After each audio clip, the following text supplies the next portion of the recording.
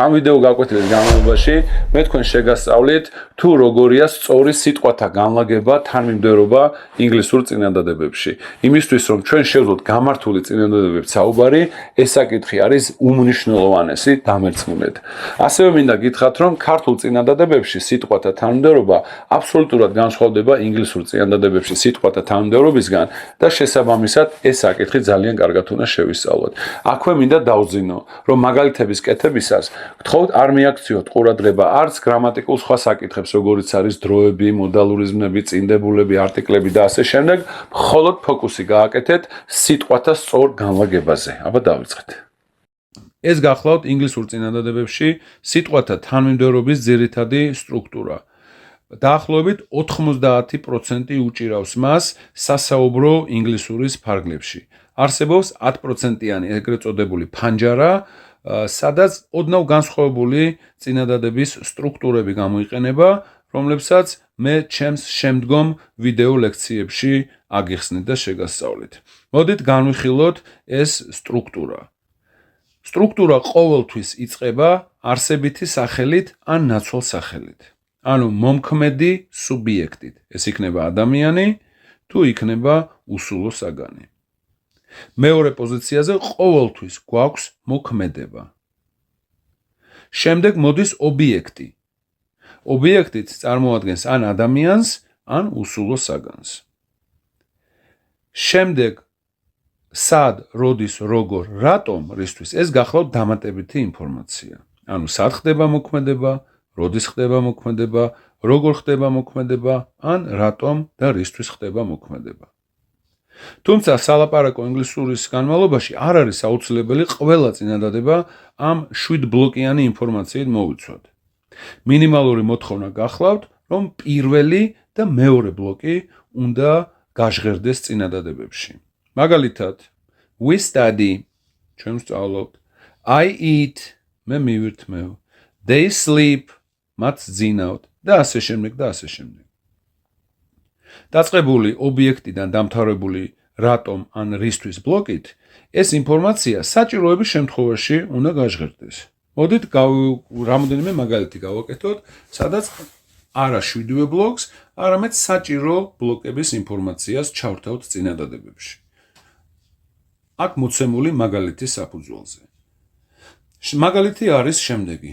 We study English at home every day a lot for the exam. ანუ ჩვენ ვსწავლობთ ინგლისურს სახლში ყოველდღე ბევრს გამოცდისთვის. აქვე მინდა დავსწინო, რომ ინგლისური სიტყვათა თანმიმდევრობა არ პასუხობს ქართულ სიტყვათა თანმიმდევრობას, შესაბამისად, ქართული წინადადება ოდნავ, ესე ვთქვათ, არ არის ბუნებრივი, ისე როგორც დავუშვათ ქართველი იტყოდა. თუმცა აი ამ სტრუქტურას უნდა შევარჩიოთ. რამდენიმე ვარიანტი, ესე ვთქვათ, გავუვარდიშოთ. მაგალითად, ჩვენ ვსწავლობთ ინგლისურს, we study English, მშვენიერია. ან ჩვენ ვსწავლობთ ინგლისურს ყოველდღე, we study English every day. ან ჩვენ ვსწავლობთ ინგლისურს ბევრს, we study English a lot. და ასე შემდეგ და ასე შემდეგ.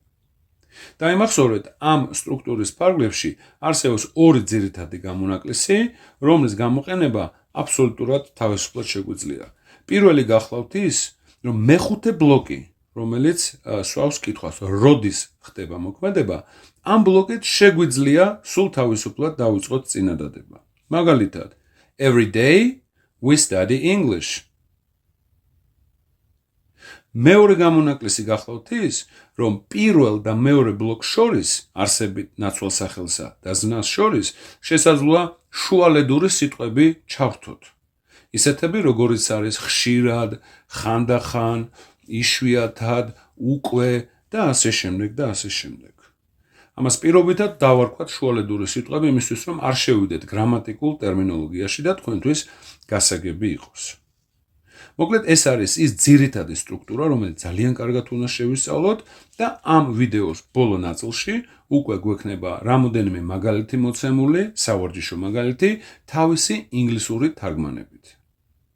ერთი რჩევა მექნება ყველასთან, რომ იმ მაგალითების, ესე ვთქვათ, გააზრების დროს დაიმახსოვრეთ, რომ აი ეს მაგალითები არის თქვენი, ესე ვთქვათ, დედანი იმ შემდგომი წინადადებებისა, რომელსაც თქვენ ყოველდღიურ ცხოვრებაში გააჟღერებთ. ანუ ძალიან კარგად ჩაეჭიდეთ ამ რამოდენიმე მაგალითს, რომელიც მოცემული იქნება ვიდეოს ბოლოს. შო მაგალითები. მე ვმუშაობ ყოველ დღე. I work every day. ისინი ხშირად მოგზაურობენ. They often travel. აი ამ მეორე წინადადებაში ყურადღება მიაქციეთ often-ს, რომელსაც დავარქვით ჩვენ დროებით შუალედური სიტყვა და რომელიც აღმოჩნდა ნაცვალ სახელსა და ზმნას შორის. Often-ის მსგავსი სიტყვები არის, როგორც არის ხანდახან, sometimes, იშვიათად, seldom, უკვე, already და ასე შემდეგ. გიორგი კარგად სწავლობს. George studies well. მე ვხვდები მეგობრებს კვირაში ერთხელ. I meet my friends once a week. გუშინ საფრანგეთში წავედი. Yesterday I went to France. აი მეხუთე მაგალითშიც გამონაკლისით დავიწყეთ, ანუ დროის გარემოებით. შემდეგ მოყვა არსებითი სახელი, ზნა და ასე შემდეგ. მეექვსე.